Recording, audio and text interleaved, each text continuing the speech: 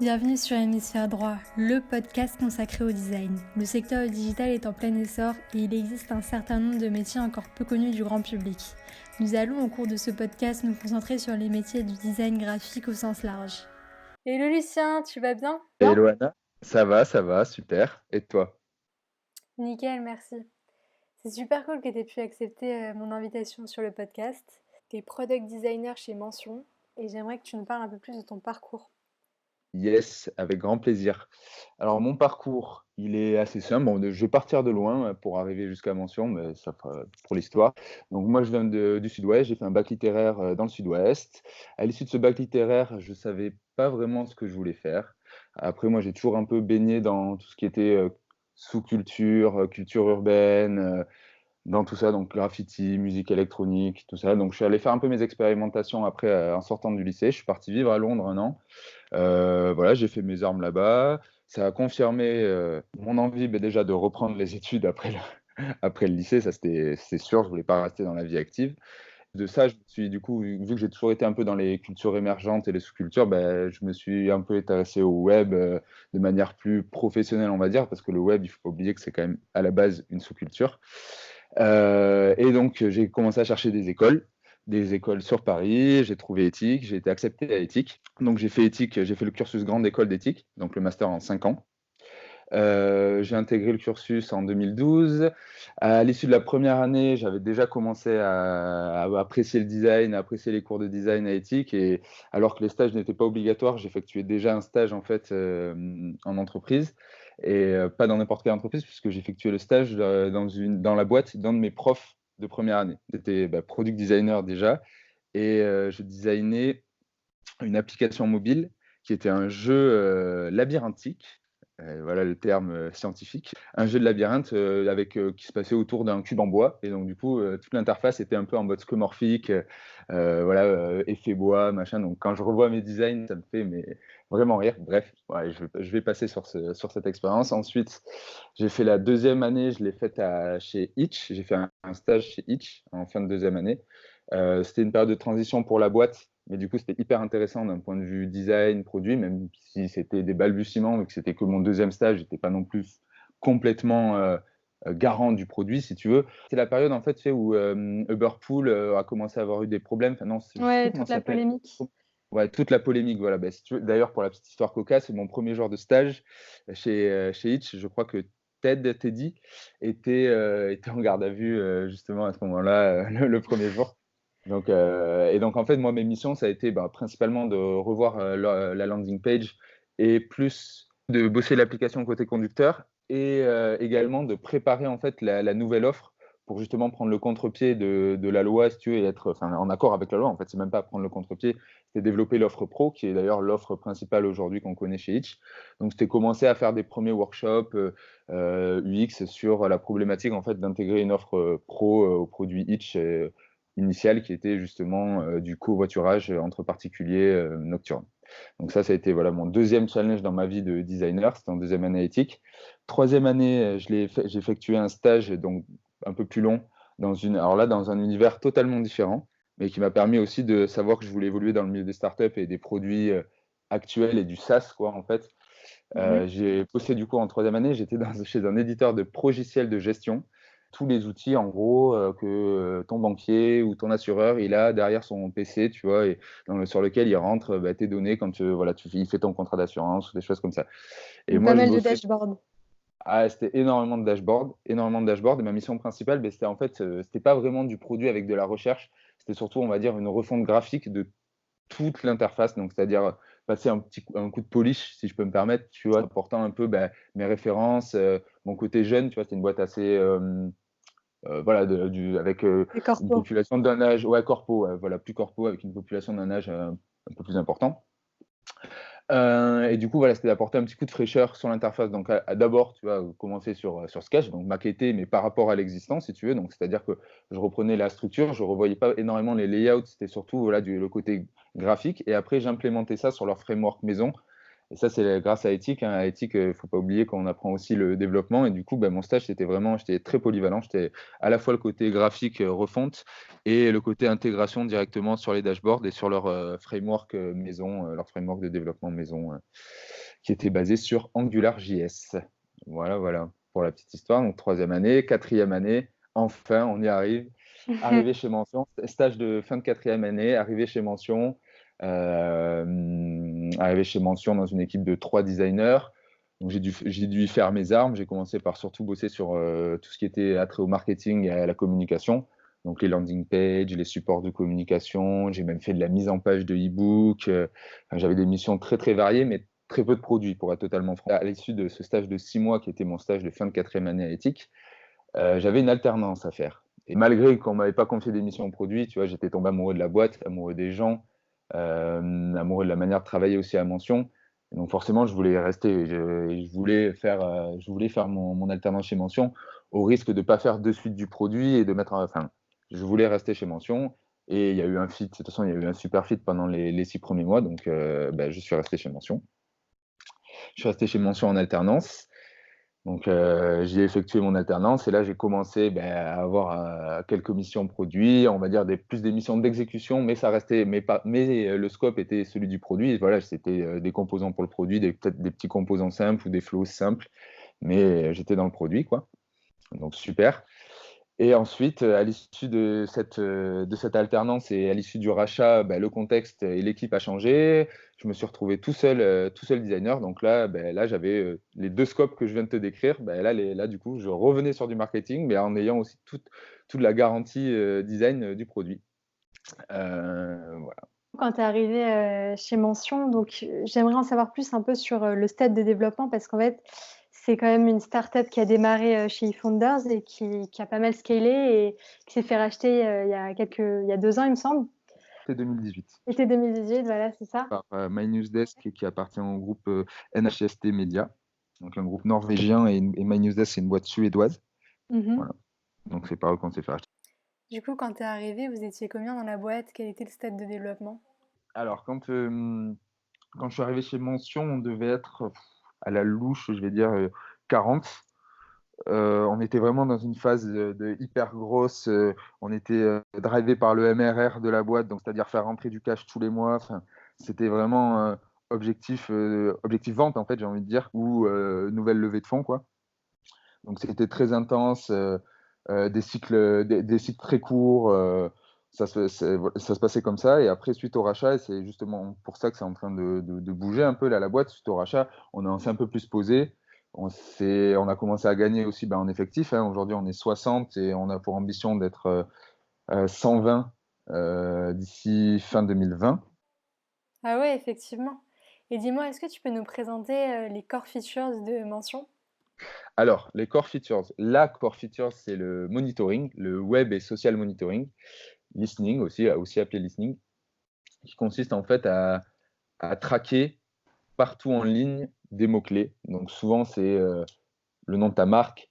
Donc savoir dès que quelqu'un parle de toi en ligne, donc sur le web, sur les forums, sur Reddit, sur tous les réseaux sociaux, sur Facebook, sur Twitter, sur Instagram, on te remonte l'information et on te la transforme dans un contenu intelligible et compréhensible, donc en data, en dashboard pour le coup, hein, pour employer les buzzwords, et on t'en fait des dashboards pour que tu puisses en fait évaluer la performance de ta marque en ligne. Donc ça, c'est le produit original, ce qu'on appelle le monitoring. Et là, depuis 2018, juste avant le rachat, on est en train non pas de faire un pivot, mais d'enrichir notre offre afin de créer une suite marketing, c'est-à-dire un outil complet. Tu vas commencer en fait par monitorer ta marque et tu vas récolter de l'information. Et derrière, tu vas pouvoir prendre des actions sur les réseaux sociaux. Donc, c'est le marché du social media management. Tu vas pouvoir prendre des actions sur les réseaux sociaux en gérant tes publications et tes campagnes sociales depuis la plateforme Mention.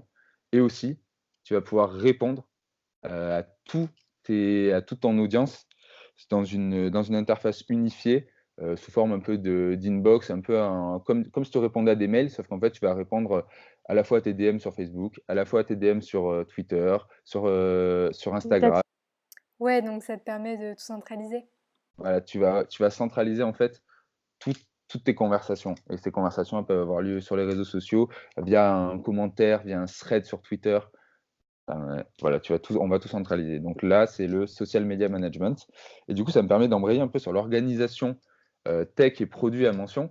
Du coup, Ouais, on est organisé en 2 pôles qu'on pourrait appeler un peu pas des business units, mais on est organisé plutôt en features. Donc, par exemple, en fait, il va y avoir une squad comme chez tech Spotify, et ouais. comme un peu modèle à la Spotify, exactement. Il va y avoir une Avec squad les qui va gérer squads. tout le côté, voilà, qui va gérer tout le monitoring, qui va gérer tout le côté monitoring, donc le produit original, qui va le maintenir, l'enrichir. Donc, c'est pas parce qu'on s'ouvre à un nouveau marché qu'on va délaisser non plus le monitoring, hein. C'est quand même la porte d'entrée aussi de nos clients et le produit originel. Donc là, il y a toute une squad, donc avec un product manager, des fronts et des backs pour gérer le monitoring et le produit originel. Et il y a une deuxième squad qui est la squad SMM, donc Social Media Management, qui elle va gérer les 2 nouveaux sous-produits en gros qui s'appellent Publish et Respond respectivement. Donc Publish, c'est pour le côté prévoir ses campagnes sociales, ce que j'évoquais tout à l'heure, et Respond, c'est pour tout le côté centralisation de tes conversations en ligne. Et donc là, il y a une squad dédiée. Et l'ambition de mention, notamment au niveau du product design et de mon équipe, déjà, d'ailleurs, j'en profite pour faire passer un message et dire qu'on est à la recherche d'un senior product designer. Et l'ambition de mention, c'est d'avoir à minima deux product designers et un dans chaque squad pour avoir un peu plus d'ownership, en fait, si tu veux, parce que c'est quand même 2 marchés complètement différents, enfin différents mais complémentaires. Et surtout, c'est une approche en termes de produits qui est différente. C'est-à-dire que là, on est en train de tout créer sur le SMM. On est en train de créer 2 nouveaux produits un peu from scratch avec un marché ultra concurrentiel. T'as des Hootsuite, des Falcon.io, enfin, t'as des énormes concurrents qui Hmm. font ça de manière très poussée, qui vont te gérer même tes pubs sur Facebook avec les règles qu'impose la plateforme, tu sais, les Ouais, pourcentages, business par exemple, quand manager tu, aussi. voilà, exactement tout ça. Donc, tu vois, en fait, tu vois, on a des choses à rattraper. En fait, ça se passe plus, la phase de conception, elle passe énormément aussi par du benchmark. Alors que sur tout le côté monitoring, là, on est vraiment sur de la recherche produit pur et dur avec la recherche utilisateur, avec des tests sur nos utilisateurs existants. Voilà, alors que sur le côté SMM, ça va plus vite, c'est plutôt du benchmark et on prend des décisions un peu plus rapides, quoi. Puis Hmm. ouais, surtout, on a moins de sources de feedback vu qu'on est en train de créer le produit, quoi. Alors que sur le monitoring, on a des sources de feedback, quoi. On a nos customer success qui sont la voix de nos clients enterprise. On a des modules de prise de feedback, tu vois, dans l'application qui viennent popper à des moments qu'on juge opportuns pour récolter de l'information et qui après nous servent à prendre des décisions, à pondérer des choix, tu vois, en produit. Ouais. Donc voilà, voilà, voilà. Moi, j'avais entendu parler de mention à l'origine grâce à la feature de l'outil de veille. Et c'est C'est vrai que ça. c'est par la suite en fait que j'ai pu explorer en fait l'ensemble des features que vous proposez, donc qui permettent voilà de travailler son image de marque. Et donc je trouvais ça super intéressant, la mise en avant des différents contenus aussi. Et puis le support aussi derrière avec le marketing qui est bien établi. Et ce qui m'a particulièrement intéressée quand tu m'as parlé de ça, c'est que tu me disais à un moment donné qu'il n'y avait plus tellement de frontières entre le marketing et le design, où on assiste vraiment à un désilotage au sein de ce genre de start-up. Est-ce que tu peux m'en dire plus à ce niveau-là? Alors, le côté désilotage, alors quand même pour remettre les choses dans leur contexte, c'était vraiment à l'époque où j'ai intégré Mention, et c'est aussi le fait que je sois tout seul, où il y a en fait, si tu veux, un désilotage entre design. En fait, si tu veux, j'ai à la fois un scope de product design, c'est-à-dire faire évoluer l'application, et un scope de marketing visual designer. On vient de lancer le nouveau website marketing, la nouvelle landing page, la nouvelle home, nouvelle page features, nouvelle use case page. Enfin, voilà, on vient de, en gros, rafraîchir un petit peu le site marketing. Mais tu vois, je vais pouvoir, en fait, je vais pouvoir une journée travailler sur un gros sujet produit par exemple, d'amélioration du système de couleurs, je dis n'importe quoi, dans nos dashboards. On a un système en fait de couleurs pour les variations dans les modules. On a un système de couleurs qui est un dégradé d'une seule et même couleur. Mais en fait, on s'est rendu compte, on a plein de problèmes avec ça. On a plein de problèmes qui nous sont remontés. On a plein de user complaints. Comment vous analysez du coup, sur quoi tu découpes Ah, des insights? Est-ce que vous utilisez le back, alors ouais, non, alors Hotjar peut-être? Non, en full story, on utilise full story. Ok. Après, pour être 100% transparent, on est en compte gratuit, donc il tourne pas en permanence. Tu vois, on a un compte très limité, donc on le fait tourner, par exemple, quand on va lancer une feature ou des choses comme ça. Et donc, c'est pas notre principale source de feedback, tout ça pour dire ça. Donc, c'est pas que du screening, en fait. C'est une de nos, alors, un de nos principaux insights, c'est aussi le tracking, en fait. Le tracking dans l'app. Le tracking et qu'on analyse avec Amplitude. Donc le tracking nous aide beaucoup. Et après, ce que je te disais, la voix de nos clients principaux, donc nos clients B2B, c'est nos customer success, c'est-à-dire les gens qui gèrent le support et qui sont leur account manager en fait. Parce qu'ils sont en relation quotidienne avec eux. Ils les ont au téléphone, ils vont les aider à paramétrer, je dis n'importe quoi, une nouvelle alerte dans mention, choses comme Ils font ça. la démo, Donc, ouais. voilà, et donc c'est eux qui sont en fait vraiment l'interface entre les deux. On a aussi de très bonnes relations avec certains de nos clients B2B. Là, tu as nos grosses sources de feedback, pour résumer. C'est les account managers qui gèrent nos clients B2B, le tracking, un petit peu de full story. Et voilà. Ouais, c'est super complet. Et dis-moi, comment tu t'organises? C'est quoi une semaine type chez Mention? Pour synthétiser, schématiser, comment ça se découpe, ben, le lundi, déjà, il y a une attribution des tâches. Et vu que je suis cross entre marketing et product, ben, en fait, c'est une attribution des tâches entre l'équipe marketing et les product managers, donc les product managers des deux différentes squads évoquées précédemment. Et la product marketing manager qui, elle, est dans l'équipe market. Donc là, on me répartit les tâches de la semaine en fonction de leur prio. On essaie voilà, de contenter tout le monde avec Ok. la seule ressource qui est moi. Donc ça, c'est le premier jour, le début de ma semaine, on va dire. Et ensuite, je bosse en fonction des priorités de mes stakeholders, donc en fonction des prios des PM et de la product marketing manager. C'est ça qui définit mes priorités. Et ensuite, ben, je me lance. Soit des fois, je repars sur des stories qui sont en cours depuis la semaine d'avant. Et je pouvais être, par exemple, la semaine d'avant, je pouvais être dans une phase de test. Et je vais commencer ma semaine en fait par réécouter, tu vois, les records des tests, faire mon compte rendu, faire des tâches un petit peu comme ça en début de semaine.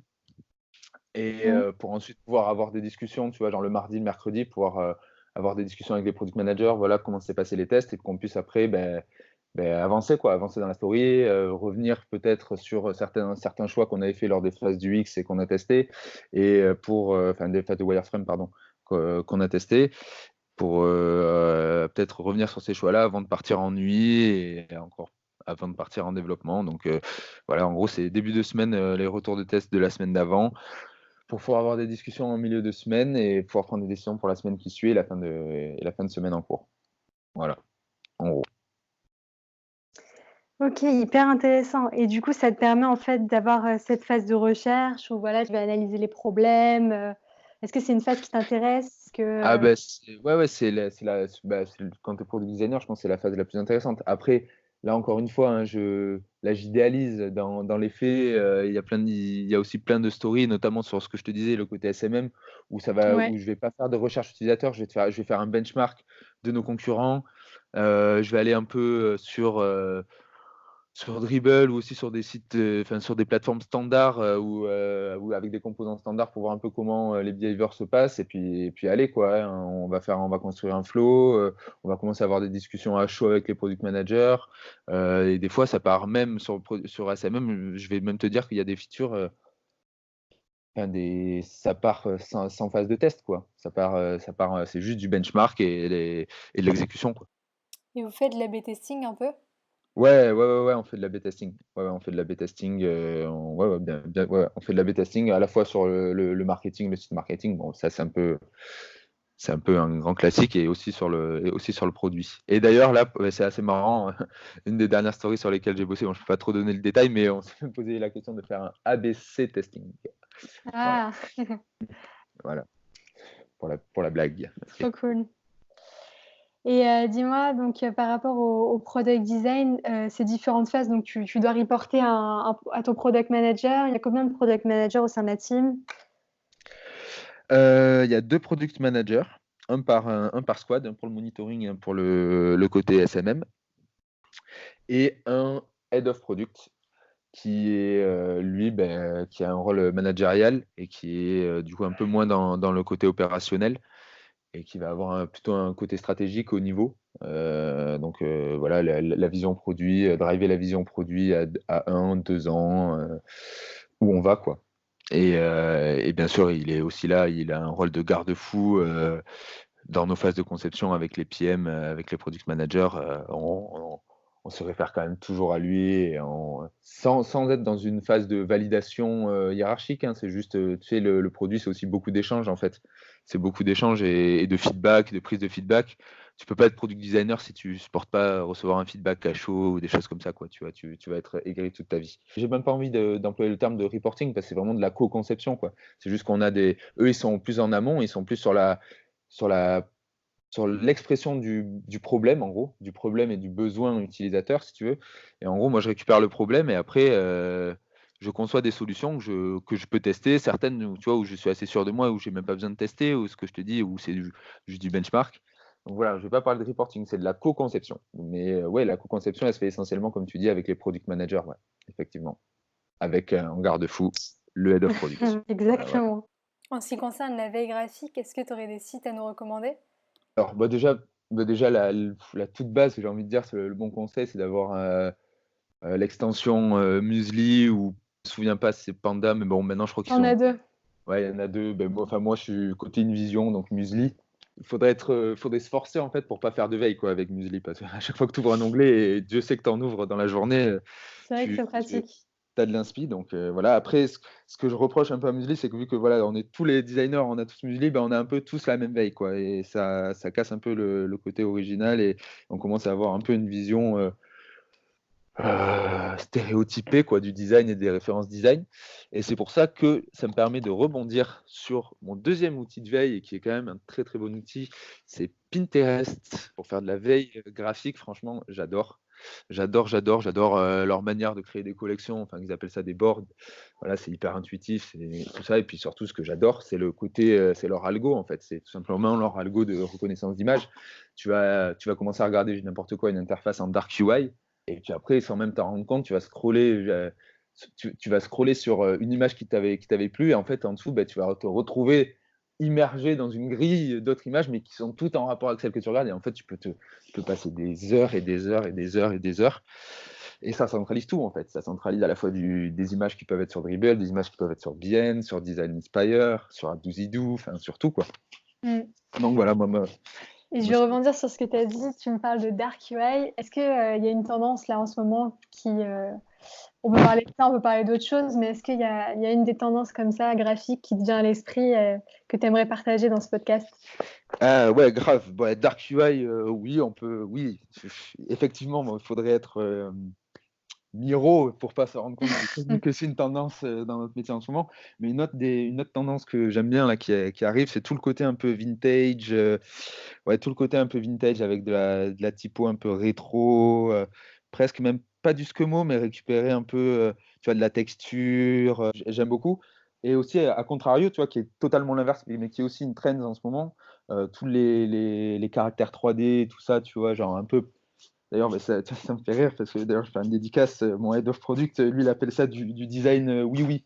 Parce qu'il a l'impression que tous ces petits caractères là, un peu comme Launcher A ou Specify ou des apps comme ça, je trouve que ça fait un peu comme c'était oui, oui. Mais moi, j'aime bien, je trouve ça hyper sucré, hyper doux, j'adore. Et voilà, mais après moi, avec ma culture que j'ai, un peu underground, pour revenir sur ce que sur ce que je disais au début, d'où je viens et tout ça, c'est vrai que je me retrouve vachement plus dans tout ce qui est vintage ou voire même brutaliste. Voilà, je me retrouve un peu plus là-dedans, quoi.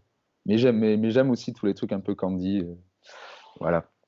Et tu peux parler un peu plus en détail du brutalisme? C'est juste qu'on était limité techniquement, c'est-à-dire le CSS, par exemple, on n'avait pas CSS3, on n'avait pas Flex, il n'y avait pas tout ça. Enfin, les langages de développement étaient beaucoup plus limités. Donc, en fait, on ne pouvait pas faire tout ce qu'on fait aujourd'hui sur un navigateur et tout ça. Donc, en fait, on était forcé, la technique nous contraignait à faire des interfaces très brutes à l'époque. Donc, là, on peut parler, par exemple, des vieux Windows, les premiers Windows, des choses comme ça. Et en fait, le brutalisme, c'est récupérer tous ces codes, mais avec la puissance technologique d'aujourd'hui. C'est ça le brutalisme en fait.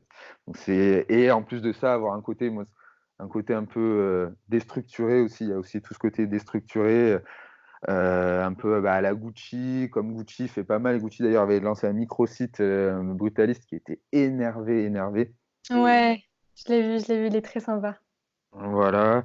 Il y avait aussi, alors, il y avait pas une product designer, mais une graphic designer française, parisienne, qui s'appelle, son prénom Johanna, mais je me souviens, elle avait un portfolio incroyable aussi brutaliste, et son URL c'était JJJJ, je sais pas combien de fois en fait. D'ailleurs, du coup, bon, par contre, si elle m'entend, pour le côté référencement et retrouver l'URL, c'était assez galère. Voilà. Mais ouais, ça, c'est mes Mais c'est deux. pour se Ouais, démarquer un peu. exactement. Ouais. Ouais, c'était génial. Et le concept, elle allait jusqu'au bout du truc et tout. C'était franchement top. Voilà, voilà. Trop cool. Et d'ailleurs, là, je suis en train de refaire mon portfolio, Et je suis justement, j'essaie de faire un truc un peu. J'essaie de créer un peu mon propre style à la croisée, à la fois du brutalisme, à la fois du vintage et à la fois du candy, tu vois, d'art, tu vois, du dribble un peu, machin. C'est c'est un petit défi graphique que je me mets. Retrouver le lien vers le portfolio de Lucien en description de cet épisode. C'est une parfaite transition pour te poser la question. Comment imagines-tu ton métier dans 5 ou 10 ans? Métier, je l'imagine avec des frontières beaucoup plus poreuses en fait entre la technique, donc le développement front-end. Bon, là, on va dire que c'est du moyen terme, on va dire que c'est à Tu, 5 tu ans. fais un peu de dev, toi? Tu fais un peu de front? Ah ouais, je fais un peu de dev. Je fais un peu de dev. Ouais. Je vais pas te dire que je suis un web architecte, tu vois. Mais Ouais. j'aime bien ça, j'aime bien intégrer, j'aime bien ça, ouais. J'aime bien bidouiller. Tu vois, là, mon portfolio, je vais le développer moi-même. Voilà quoi. Et puis je pense que surtout, c'est en fait, Tu penses au-delà que du c'est fait, essentiel aujourd'hui quand on est designer? c'est exactement ce que j'allais dire, c'est-à-dire quand tu es product designer, qu'en fait, la finalité de ton travail, c'est d'être développé, mais de manière d'être industrialisé en fait. Tu vois, c'est quand tu Exactement. Vous quand avez tu bossé sur un design system ou pas? Ah, bien, joli le rebond, parfait. Mais évidemment, évidemment qu'on bosse sur un design system, mais évidemment que je suis tout seul aussi et que si tu veux, le design system pour moi, ça serait une troisième squad en fait, si tu veux. Ce serait le monitoring, le social media management et le design system qui est un produit à part entière et qui viendrait en fait servir les deux autres produits. C'est ça en fait un design system à proprement parler. Donc là, aujourd'hui, je vais pas avoir la prétention de dire qu'on a un design system. On va dire qu'on a un UI kit solide Ouais. Bah, avec c'est des déjà pas bases mal. en un UI kit solide et qui est quand même, spoiler alerte, qui est quand même en train de développer, bien documenté. J'utilise pour l'instant 08 parce qu'on n'a pas de. Donc j'utilise 08 pour documenter tout le côté design. C'est directement lié avec mes fichiers Sketch qui sont versionnés, eux, sur Abstract, hyper fluide. Et même pour le hands-off avec les devs, eux, ils ont tout. Et ça fait aussi office de Zeppelin. C'est-à-dire que je pousse mes composants depuis Sketch, je les documente 08 avec la documentation écrite et des sortes de canevas où ils peuvent cliquer. En fait, ils ont le composant tel qu'il est dans Sketch avec les redlines comme dans Zeppelin. Alors, toutes les mesures, ils ont toutes les variables, les noms de variables parce que c'est lié à un fichier de variables de couleur. Enfin, franchement, ça fait le café, quoi. 08, c'est vraiment top. Ah, Vraiment. c'est incroyable. Ça permet vraiment de fluidifier les relations entre designer et développeur et je pense qu'aujourd'hui, ça devient essentiel. Yes, ça devient essentiel et à la fois, je pense que par la force des choses, tu vois, les frontières vont devenir de plus en plus fines, du moins entre, et ça me permet de revenir sur la question originale, en fait. Je pense dans 5 ans, je sais pas en fait lequel des deux, entre designer et intégrateur, parce que pour moi, le front-end design, c'est que ça va quand même plus loin que l'intégration, hein. Le front-end design, Du JS, des animes aussi? ouais, au-delà, même, c'est le côté architecture, donc c'est-à-dire récupérer la donnée envoyée par le back, donc souvent via l'API, via une API, tout ça, structure des données, tout ça, quoi, quand même. Ouais, ok. Et architecture des composants, des life cycle des composants en React, par exemple. Enfin, tu vois, il y a beaucoup de choses, en fait. Il y a beaucoup de choses. Ouais, je comprends. Et du coup, tu vas souvent à des meet-ups, que ce soit en design ou en dev, front-end? Non, alors je suis pas un fervent aficionados des meet-up. Je suis par contre essentiellement quand même, et aussi parce que bah, c'est la famille, hein, eFounders, essentiellement quand même la série Scale de eFounders, avec notamment, bah, d'ailleurs, si, pour tous les product designers qui nous écoutent, regarder le Scale Product Design. Du coup, Scale, c'est le nom de la série de meet-up organisée par eFounders. Et il y a Scale Product Design, Scale Growth Marketing, Scale Sales Opportunity. Enfin, il y a un peu pour tous les corps de métier présents dans les startups. Pour ceux qui ne connaissent pas, donc eFounders, c'est un startup studio qui a permis voilà, de propulser Mention. Exactement. En fait, Mention, ça a été c'est un bébé eFounders. Ça a été créé par eFounders en 2012. Et ensuite, ça a pris une première fois son indépendance d'eFounders. Enfin, eFounders était quand même faisait partie des actionnaires principaux, mais tu vois, la boîte a été gérée donc du coup par Mathieu Vaxeler, qui était à la base chez eFounders, mais qui a quitté son job pour justement gérer Mention à plein temps et tout ça. Donc, on s'est un peu émancipé, si tu veux, d'eFounders. On les avait juste en tant que VC, quoi, on va dire.